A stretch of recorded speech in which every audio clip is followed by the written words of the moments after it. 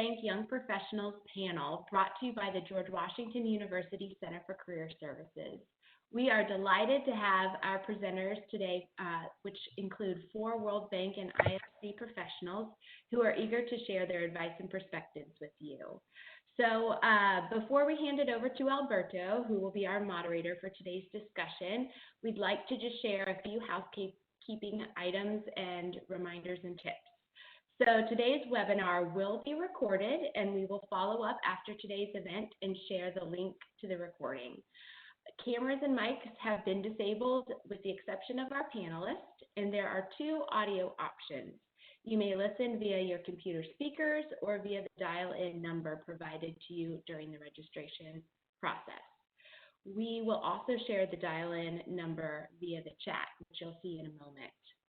If you experience hearing difficulties while listening to through your computer speakers, this may be caused by having multiple software applications open. We recommend closing unused applications or joining us through the conference number provided. If you continue to have any technical difficulties, please feel free to reach out to GWIT and the number you'll see on the screen. We'll also provide that same number in the chat. Chat capabilities have been disabled in order to streamline our conversation today, but you are invited to submit any questions you have via the Q&A feature. So at this point, we are going to turn it over to Alberto, who will lead our panel discussion, which will last approximately 45 minutes, but then we will have plenty of time after that to answer all of your questions. So at this point, Alberto, I'm turning it over to you.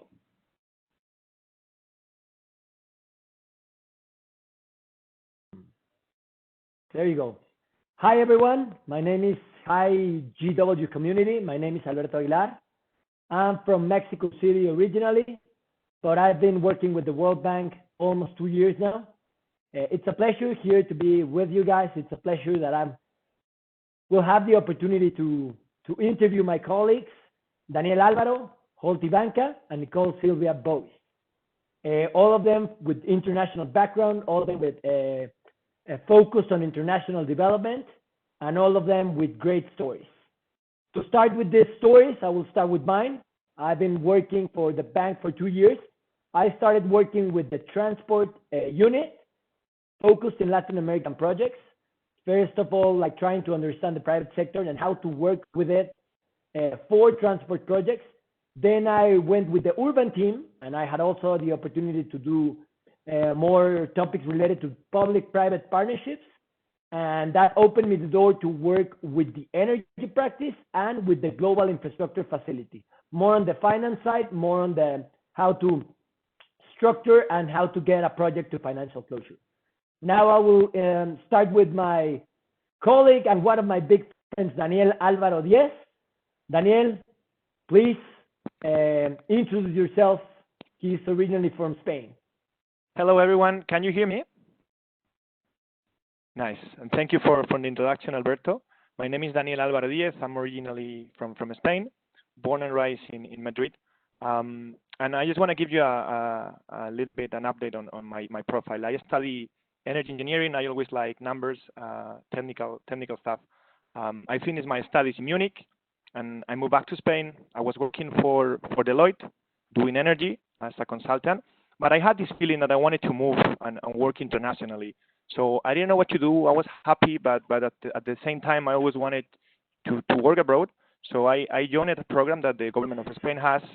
And 2 years later, I moved to Israel, to Tel Aviv, where I work at the investment department within the embassy. I was coordinating the energy practice in Israel and in Palestine. And after that, because of that program, they offered me a position at the World Bank to join the Latin America practice for energy.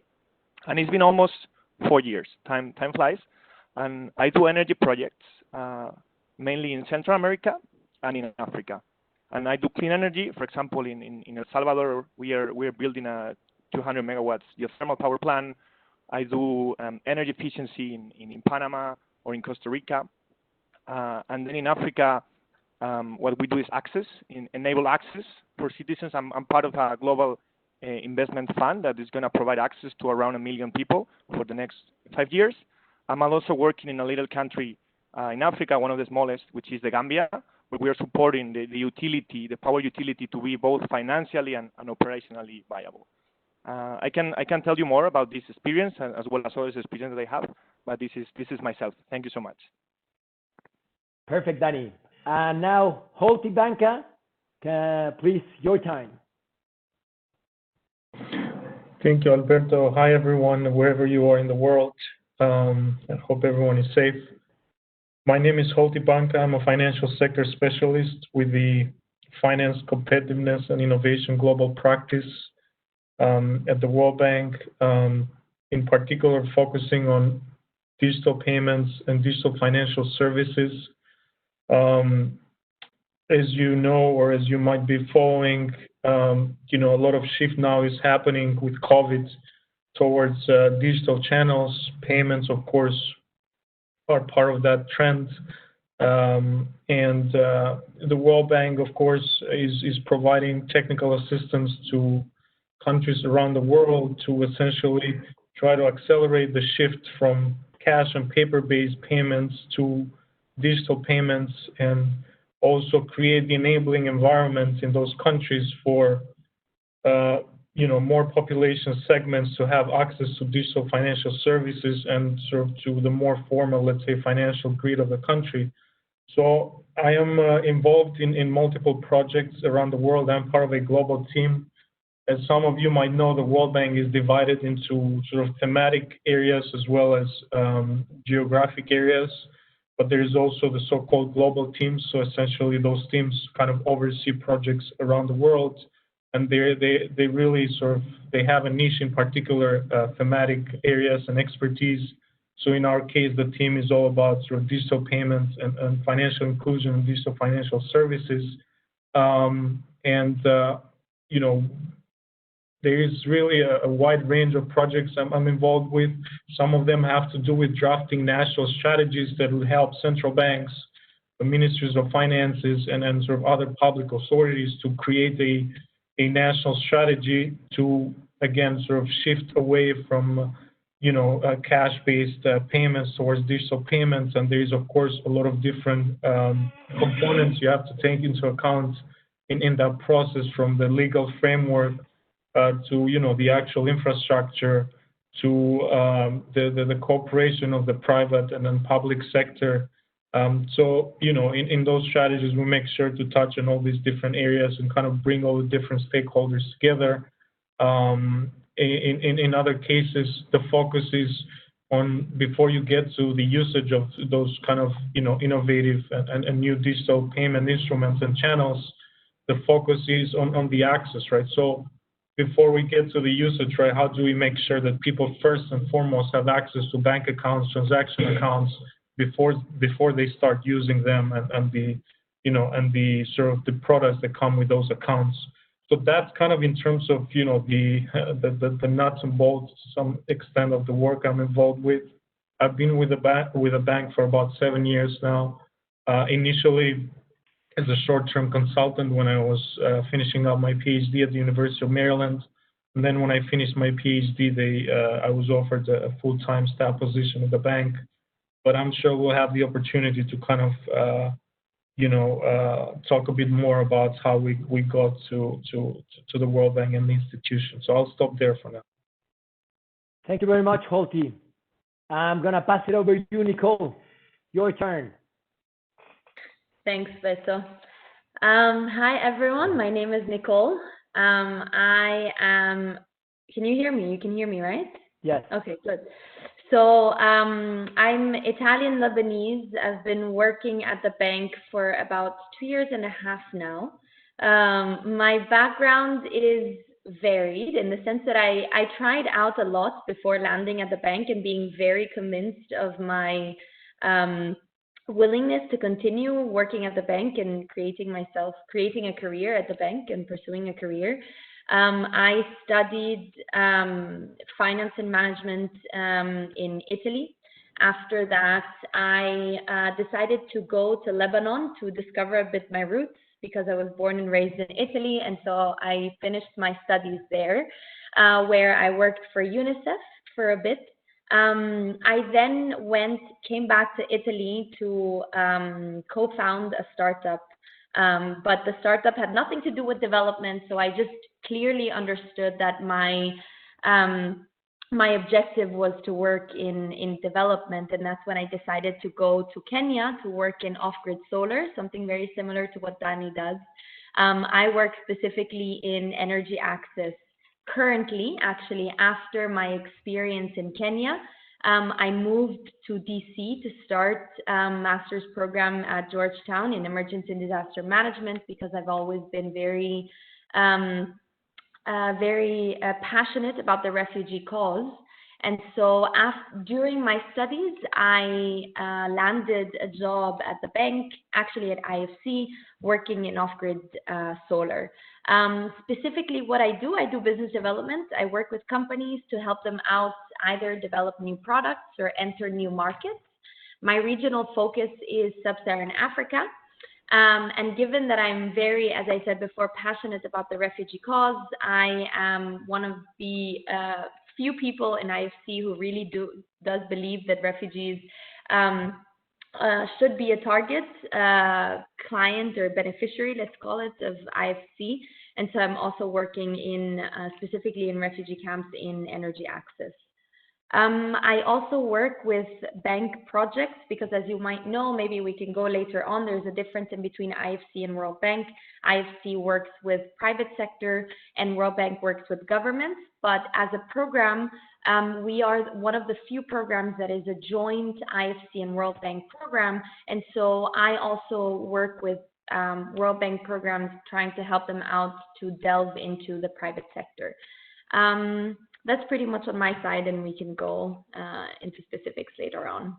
Thank you very much, Nicole. So guys, if you're taking notes, Daniel works in energy, Holti, finance and innovation, Nicole, business development with private sector, and me, your host, I work with finance and PPPs, okay? We're gonna continue. We're gonna start with you, Nicole, to talk more about the range of projects you have worked on. We want to know about the regions. We want to know more on the details. Can you elaborate, maybe starting working with the IFC and working with the World Bank? Go ahead, and what do you think? So I work on a specific project called Lighting Global. We are a global project. So we do focus on different regions, Sub-Saharan Africa and Southeast Asia, but the access problem is biggest in Sub-Saharan Africa, so that is mainly our region.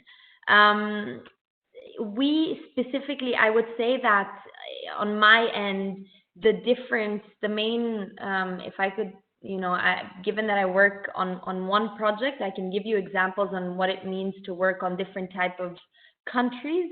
So we have countries that are a bit harder compared to others. You have Kenya, that has been a major, the starting point of off-grid solar, and you have other countries such as Burundi. I'm starting to work on Burundi, that is lagging behind. And so when you work on one sector specifically, of course, like the majority of us, it's easy that you get pulled into different projects. If you speak different languages, I think that speaking, of course, it's basic, but speaking different languages is important. That's why I'm being proposed to work on the Burundi project, because of French, and they don't have a French-speaking specialist in off-grid solar. So there's also a difference in between working, as I said before, in IFC and World Bank. So IFC project, the client is a company. And so all of the work that we do is with a company. In the World Bank, the client is the government. And so there's a different type of approach that you have, and also timing-wise. Of course, if you work with the private sector, it's a bit faster compared to the World Bank working with the government. Thank you very much, Nicole. Holti, can you talk more about the range of projects, maybe the region? Talk about this finance and innovation competitiveness. Yeah, as I mentioned before, I'm part of a global team. So really, we cover pretty much the entire world, although I should say the focus, of course, of the World Bank is on low and middle income countries.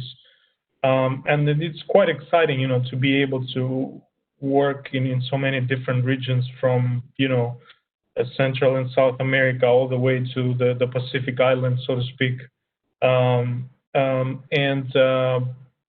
Maybe just to give you some examples, there is projects that are sort of country specific. For instance, we are helping, the Central Bank of Guyana in South America to implement a new, what we call real-time gross settlement payment system. So basically, it's a system typically run by central banks that they would, process large value payments as well as securities. So we do provide sort of the policy guidance to those central banks through what we call technical assistance. And of course, then the country authorities are responsible for then going in and sort of actually implementing and working with particular vendors and so forth, essentially putting the system in place. But we are there kind of utilizing our expertise and international experience, lessons learned from different countries we interact with to inform some of these countries and authorities with policy guidance, as I mentioned. In other cases, there is regional projects. For instance, I'm also involved in a project in the Balkans, Southern Europe, where basically 6 Western Balkan countries, all of them trying to join the European Union, but they are sort of making a lot of efforts and progress towards optimizing and enhancing their national payment systems. So we are helping them with different kinds of reforms, particularly on the legal and regulatory aspects, on essentially, creating a more enabling environment for new fintechs to come in, for new types of, payment service providers to come in and operate in those markets, and then be able to also interact with other actors in that particular region, as well as ideally link the region to the European Union. Other examples include, a bit more sort of analytical work. So one of the things that I've led in some countries is the implementation of a framework that actually I sort of came up with when I was doing my PhD, a framework that essentially allows authorities to measure the cost associated with using cash and compare that to the resource cost of using digital payments, and also project savings that the country could derive by shifting. So that was kind of my PhD dissertation, which then became a World Bank methodology. So we have been implementing that in different countries. So I've been leading those projects in Morocco, in Malaysia, Indonesia, in Kosovo, and in some other countries.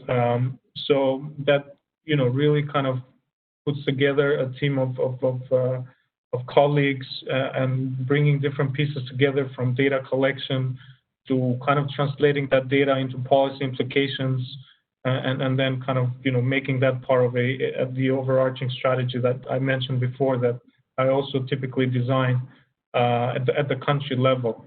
So I think really what is exciting about the bank, and in specifics, in particular the team I'm part of, is that I can really make use of different types of skills, and it's really different kinds of pieces that come together, almost an interdisciplinary type of work that I personally find quite exciting, making use of the finance, economics, business skills, writing, presentation skills.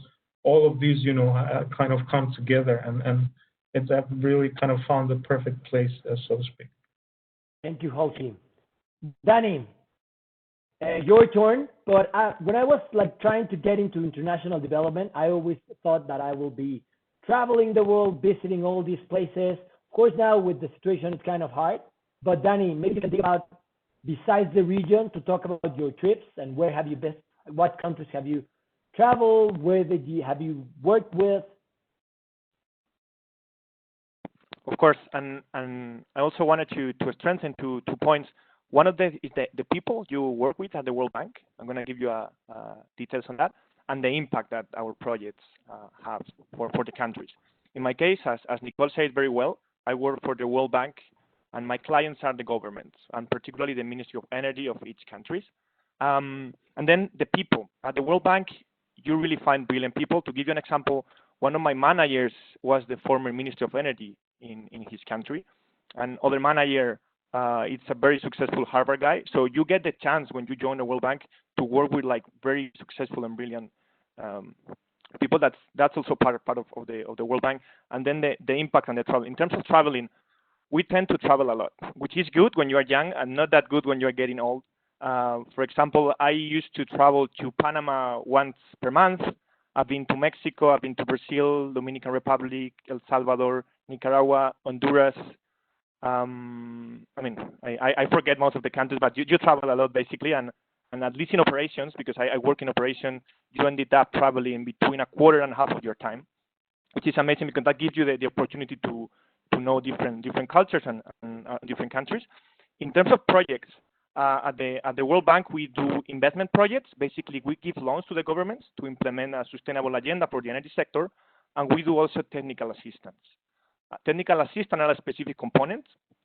For example, I've been involved in Costa Rica. We try to introduce the electrical vehicles in the future. In Honduras, we're trying to revise the tariff. So basically, our studies is going to tell the government, or it's going to advise the government on the prices that people are going to pay, which is super good in terms of impact. I'm also working on subsidies, energy subsidies all over LAC, and one of the most successful projects that we have done was to integrate renewable energy in Central America. So we make countries gain around probably what's like 40 million on savings. And then in investment projects, when we give loans to the governments, I mostly focus on clean energy and energy efficiency. For example, this is a funny fact. In Panama, 40% of the electrical consumption comes from the use of AC, which are super inefficient. So we are now creating an investment fund to give loans to the people through the local banks, so they can have access to efficient air conditioning. In Mexico, we did a rural replacement. We replaced, I don't remember, but a lot of electrical lighting, so that so that the country, could save on electricity. In utility reform, that's one of my favorites. You go in Honduras or you go to Gambia, and you see that the power utility it's having issues, is struggling in terms of financial, in terms of payment, in terms of collecting, and also operationally. So you do a 5-year project in where you bring all the World Bank specialists and you sort of turn around the situation. And obviously clean energy all over LAC. We are promoting geothermal, we're promoting wind, we're promoting solar PV, and that's it. And thank you, Danny. Very, very, very nice answer. Next question, guys, more relevant for students, top technical and professional skills. If you could mention one and why students should focus on them. First, go ahead, Danny. Good question, Alberto. For the World Bank, I would say languages are key. Because languages are key. The World Bank is divided by regions, and as Nicole said, in order for you to work in a region, you need to speak the local language. If you want to work in Latin America, you need to speak Spanish. If you want to work in Africa, probably French. You want to work in Asia, probably Chinese, probably Hindi. It depends a lot. But having a language, like being able to communicate in different language is definitely, in my opinion, one of the best assets that a candidate may have. That's a great response. Yeah, it's you have to focus, like shine and be bright and be different from other candidates. So great response. Holty, your turn.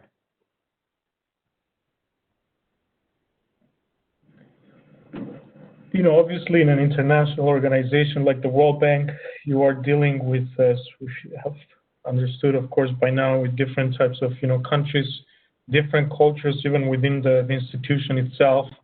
So, I've been having sort of the flexibility and the ability to adjust and adapt quickly, I think, is important. And of course, I'm putting aside for now the core, which is being really good at the technical skills that you're bringing to the table, so to speak, right? So the particular industry and topic that potentially you'd be part of. So that is a given, right? So now I think we are really talking about sort of those extra things that might really sort of add extra value. And so you already heard the language part, which I definitely agree. And then I would add also the writing and presentation skills. I think those are emphasized everywhere, but at a place like the World Bank are particularly important because you are really dealing with external client countries, really in many cases high-level officials, ministries, central banks, and so forth. So you're also representing an entire international institution sometimes when you're interacting with them. It's not just you and your team. So it's really important then to make sure that whatever messages are being conveyed are being done so in the right way, and therefore the writing and the presentation skills can make a difference. Great. Thank you, Holti. This is quite hard, given that both things that I thought about were already mentioned by both Danny and Holti. But at this point, the last thing that does come to my mind is not really a skill. I guess it's the fact that you can go the extra mile, right? And for me, going the extra mile is just jumping on a plane and going to get your own field experience. I think that during my interview for IFC, the fact that I had already worked in Kenya and specifically in the off-grid solar sector was a big game changer. And in fact, they did tell me later on, like, you already know our clients, like it was just a great match. But apart from that, it's just, the bank works in specific regions, and having the experience of working in those regions and being and living in those regions and understanding the culture apart from the language is super important. Yeah, thank you, Nicole. And I think that the biggest would be the networking. You have the opportunity to talk, like Daniel was mentioning, to talk with ministries, talk with international offices that have amazing experience. And so find your allies, get introductions, be aggressive, and be strategic. Like, what region do you want to work with? What industry? What is your background? And try to find a position that makes sense in order to find someone on LinkedIn or other platforms to get introductions. So next questions will be about recommendations to navigating your way into a position at the World Bank, recommendations for networking well, and what to avoid. I'm going to start with you, Holti. Yeah, thank you. So let me just take a step back here and maybe start a little bit kind of in terms of where my journey started. And I think it might be worth mentioning that you'll probably hear very different experiences from the three of us in terms of, our approaches and our entry points to the World Bank. And I think that's the whole point, right? I mean, you just have to then kind of see what resonates more with you, what is more aligned with your personality, with your style, your experience, reference points, and kind of go with those approaches, so to speak. Or in some other cases, it might be a trial and error type of process where you try and see what works for you if you're still in that kind of, navigating sort of phase. I didn't mention in the beginning, I was born in Albania. I grew up in Greece. I've been in the U.S. for almost 15 years now. I came to the U.S. for school. I went to Williams College, a liberal arts school in Massachusetts, where I double majored in economics and math. I was always fascinated by international development economics. So even though after college I had an opportunity to go straight and work in finance, investment banking, some of my colleagues kind of followed that route. But I was more intrigued by developments or the development world, and I wanted to further specialize and continue studying. So I then came to the DMV area for my PhD. I think I mentioned before, I went to the University of Maryland. One of the reasons is also because of the fact that it is relatively close to the World Bank and other international organizations in the area. I kind of deep inside I knew I wanted to end up in one of those international organizations, be it the bank, the World Bank, be it the United Nations, and so forth. So as Alberto mentioned, I think being strategic in your decisions, be it when it comes to school or kind of job, I think is important as well. So the first summer actually of my graduate program, I did an internship at the World Bank. Now there is kind of formal institutional internships at the World Bank, but there is also kind of department sort of team related internships. So I did one of the latter ones. Among other things that I was doing, that one of the projects was actually related to kind of looking more closely at the costs associated with cash and using alternative digital payment methods, and it was essentially my first exposure to that particular angle of finance and economics. And I was quite intrigued, as I was doing more of that work during that particular summer. I also discovered this huge gap in the literature and out there in that particular topic. So when I ended that internship, I went back to my graduate program, of course, in the fall, and somehow it became my, my primary topic of research and dissertation. So I continued doing research in that particular area, published some papers, started putting together this framework that I mentioned before on that would allow countries to essentially have some data in terms of what does it cost, right, for the country to use cash, and how much they can save to shifting towards digital payments. And in the meantime, I was also doing presentations in various universities and trying to kind of get feedback on my work, and always with the aim to enhance it. In the meantime, I knew that there is this particular team at the World Bank that is focused on payments and financial inclusion, which is the team that I'm part of right now.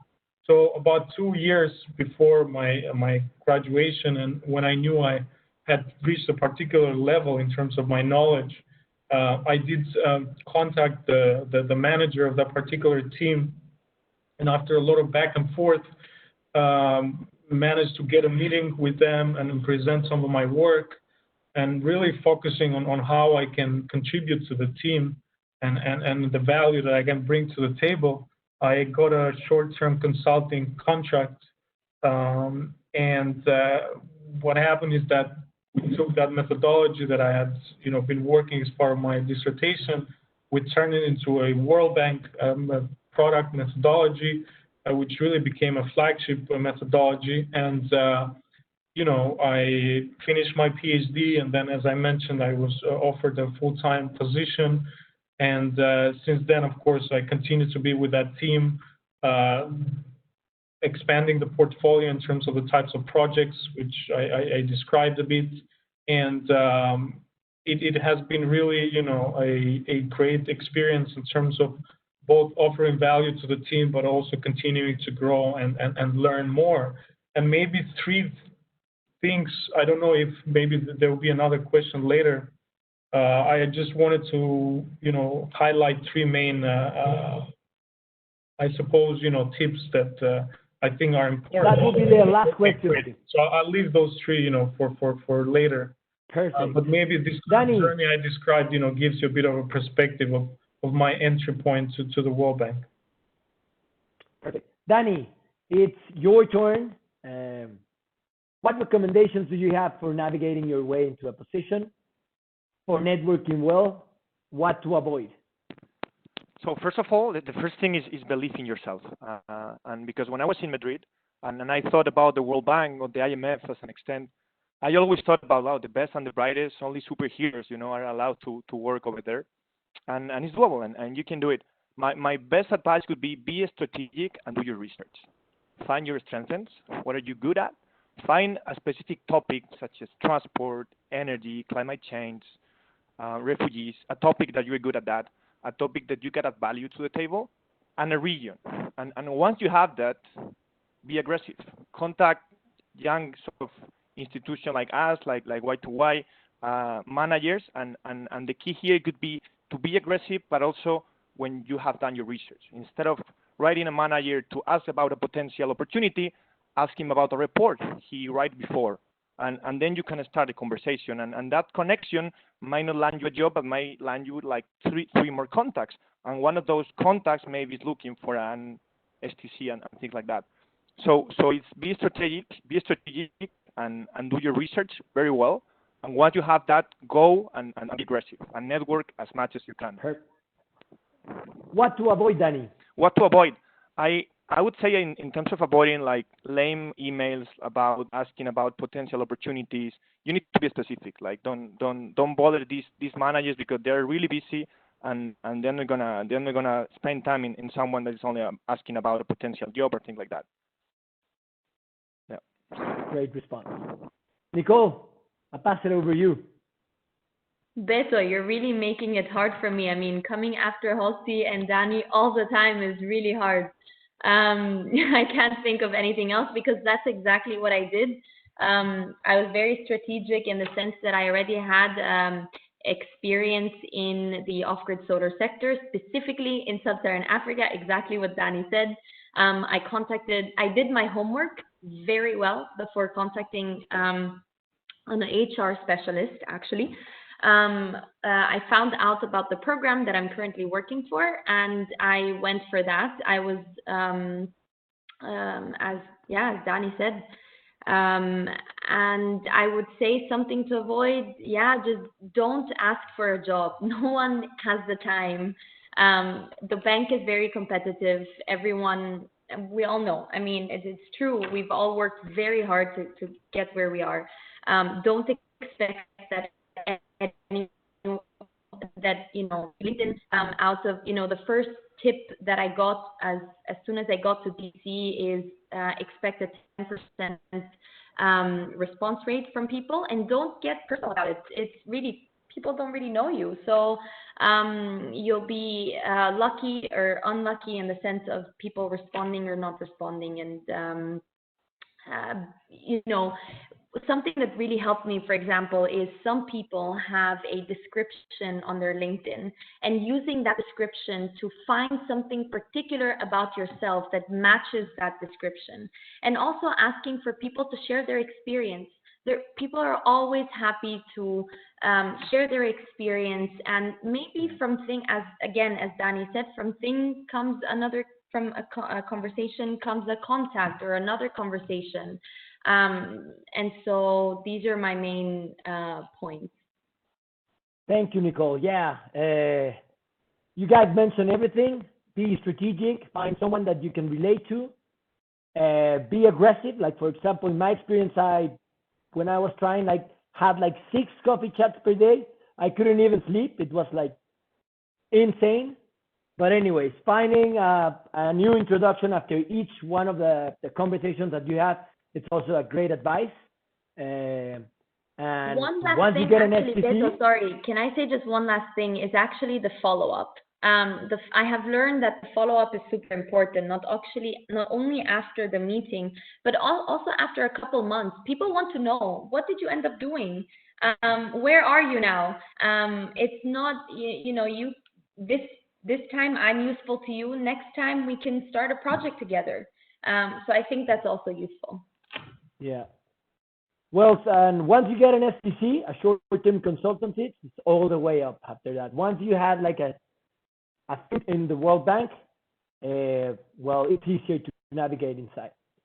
Holti, let's start with you with the best career advice. We have 5 minutes, so keep it brief, and we will start with the Q&A. You have 1 minute. Yeah, I'll just conclude with 3 tips, which I think some of them were already alluded to by Nicole and Daniel. So I would say be specific, be creative, be persistent. So what I mean by these 3, especially when we talk about a large institution like the World Bank, you cannot just say I'm interested in the World Bank, right? It just doesn't make sense. So you have to at least kind of do that baseline, research of being familiar with the structure of the institution and identify, as Daniel mentioned, the particular topic to the extent possible and the area that you're interested in.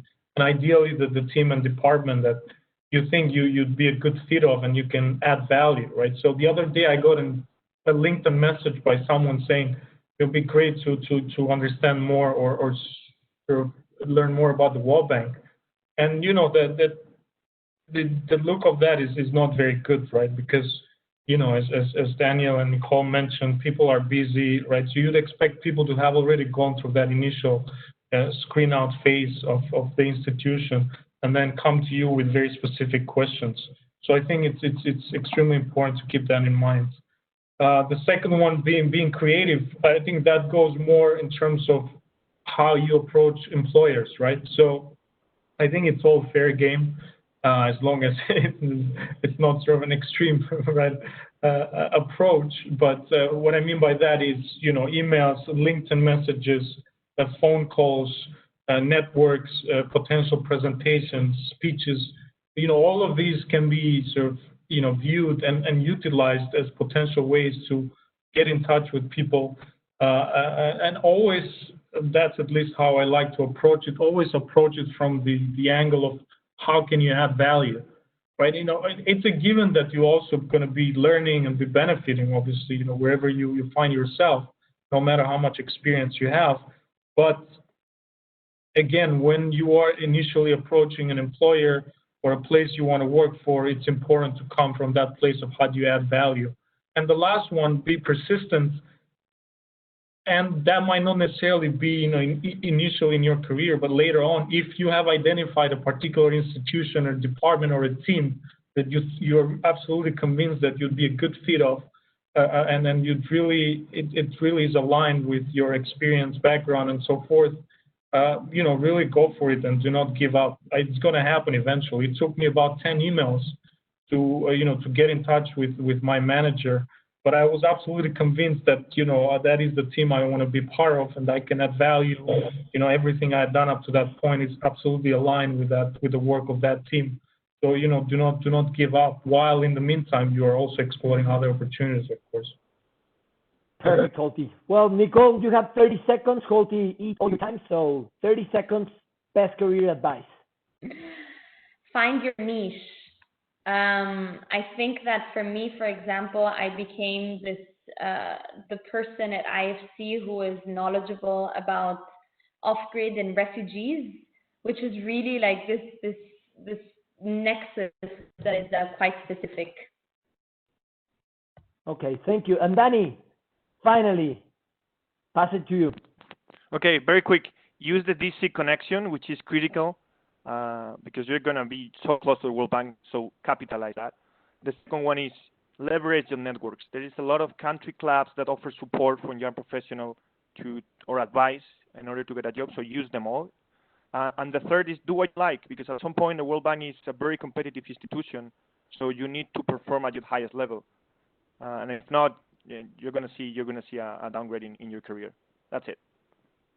Okay. So thank you very much, guys. We're going to start with the Q&A.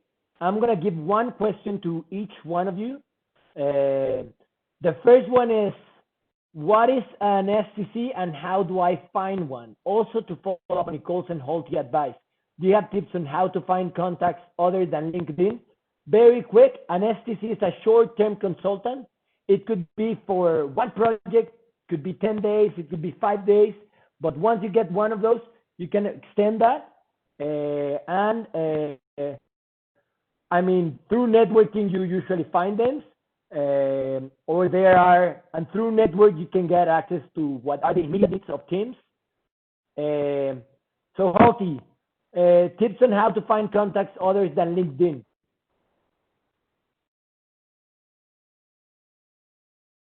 Sorry, I was unmuted.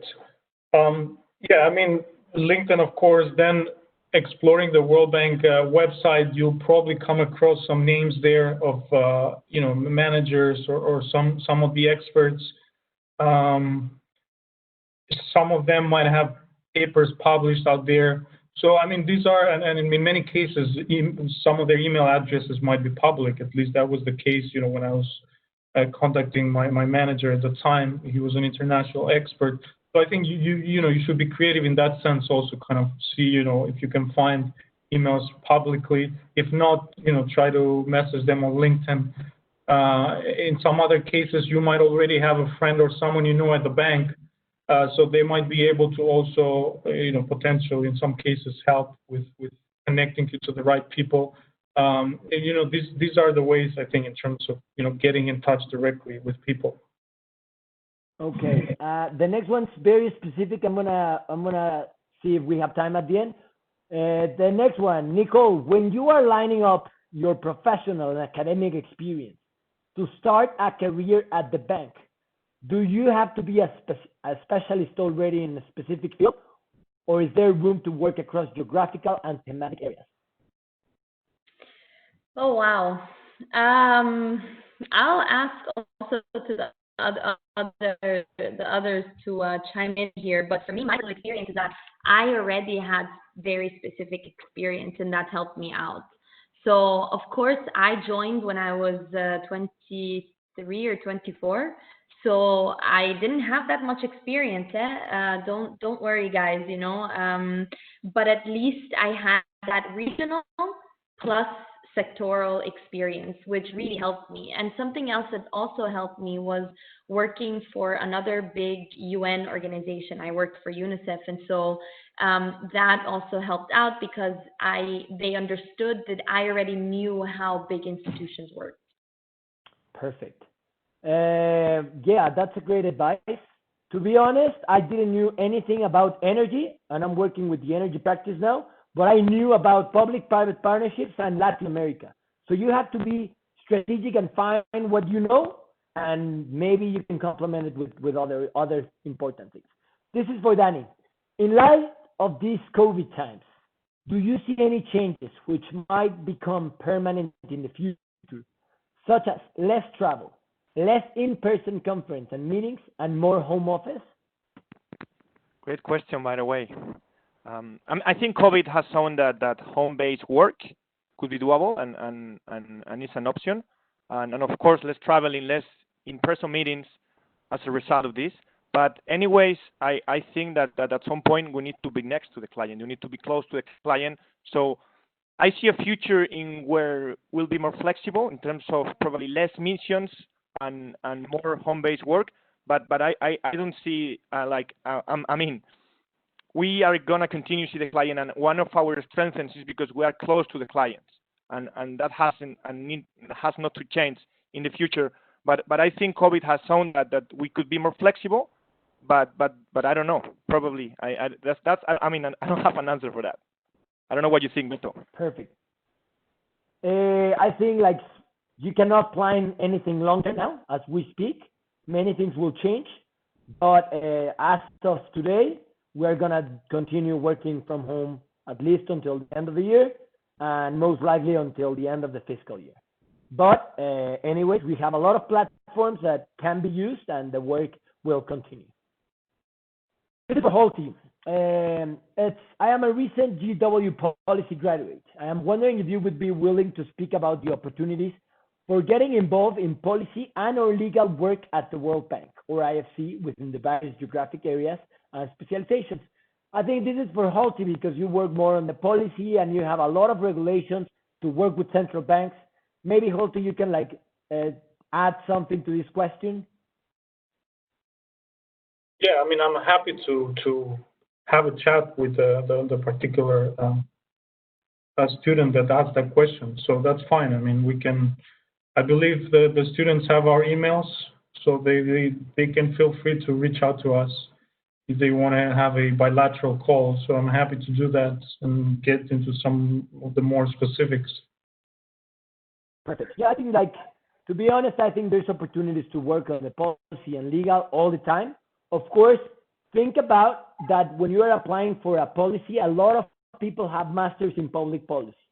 So be more specific about what part of the public policy you want to work with. Also on the legal side, a lot of LM people come to the World Bank through network, and you have to find a niche where you are an expert on or you have experience. So policy and legal are topics that everybody understands, but dig into the details before asking for opportunities. This one for Nicole. Are there opportunities for language development training, or are you expected to be fluent in your second language from the start of your role? So the bank does pay for some language classes, but I do believe that at least a second language is expected. So yes, there is the opportunity to develop, but you have to be really good in one sector that they cannot find someone else in that that knows that language for them to pay. You know, I believe. So I would say in preparation to applying to a position, do you know, study and get proficient in that second language. Okay, perfect. Wow, this one's for Danny. You all seem to have moved around a lot. Do you think if you're interested in a career with the World Bank, you should be flexible with moving, or can you be more stationary if you prefer? You ask me the easy questions, huh? I think at the World Bank is expected that you are able to move at some point because our work is focused in developing countries. And we, as I said before, we need to be close to the client.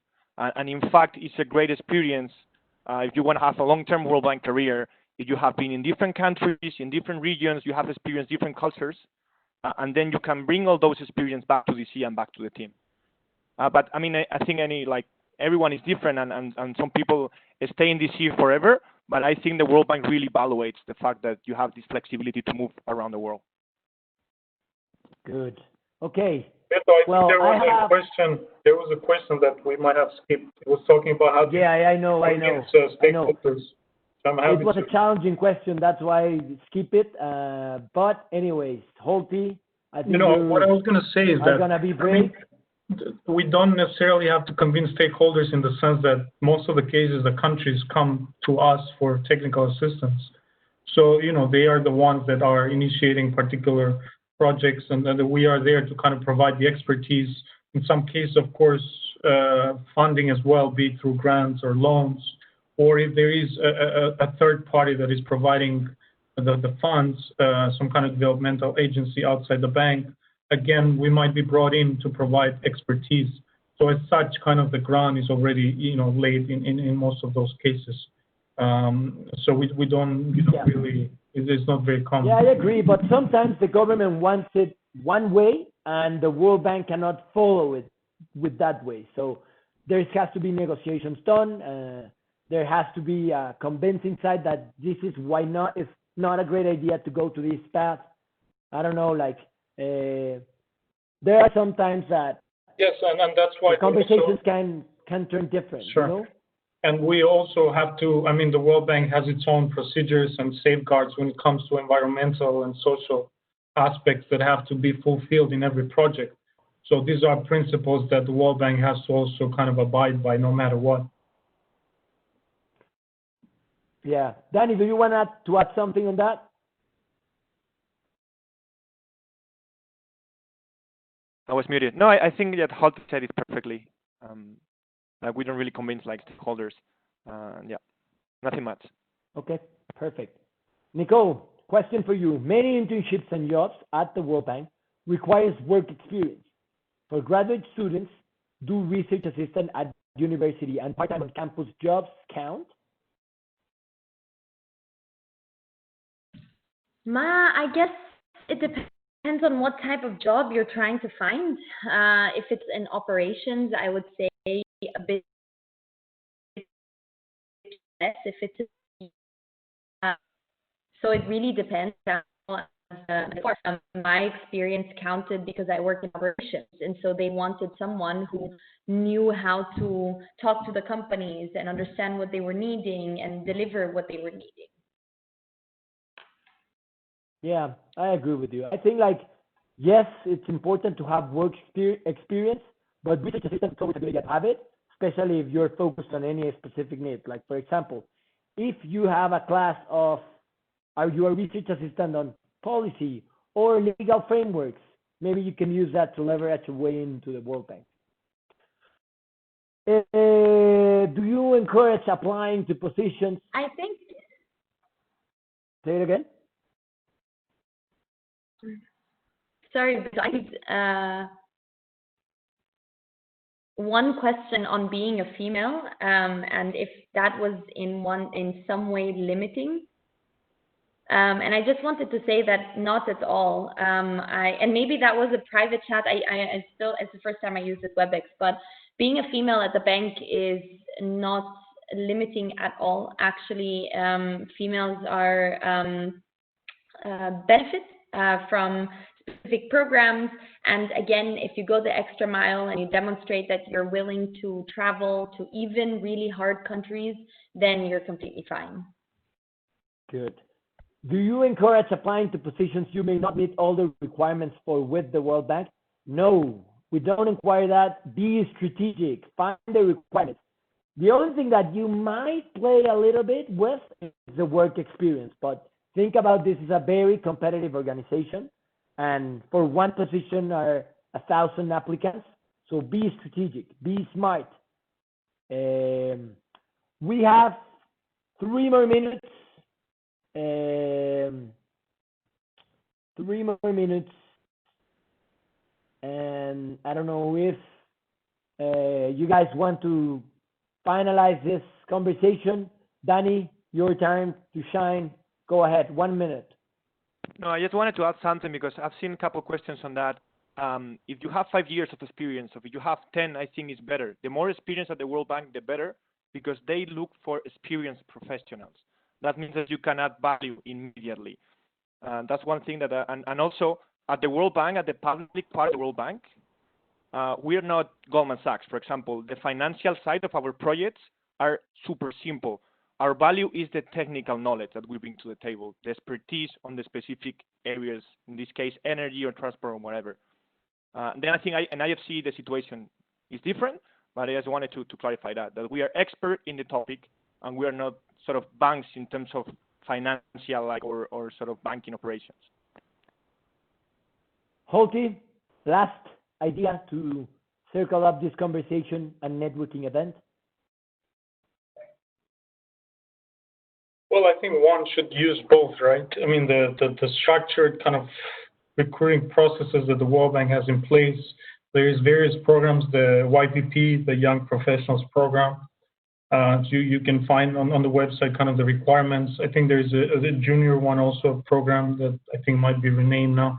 So that's fine to apply to those in parallel, and then also reach out to the individual teams and departments within the bank that you might be interested in and might be a good fit. Perfect. Nicole, last idea. Last idea, be perseverant, guys. It's not easy to get in and even to stay inside, as long as, I mean, we're all super passionate about their jobs, but passion doesn't pay at the end. It's not enough, let's say. So just be persistent. Don't worry if people don't answer, they will. Well, one will at the end. Perfect. Well, thank you everyone for connecting. Thank you, Holti, Nicole, and Danny. Great conversations. And of course, guys, do not hesitate to contact us if you have any other questions or you wanted to talk to everyone. We're finishing on time. Tara, Kelly, Rachel, thank you very much again for having us here.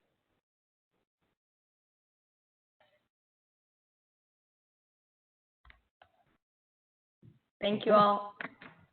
Bye.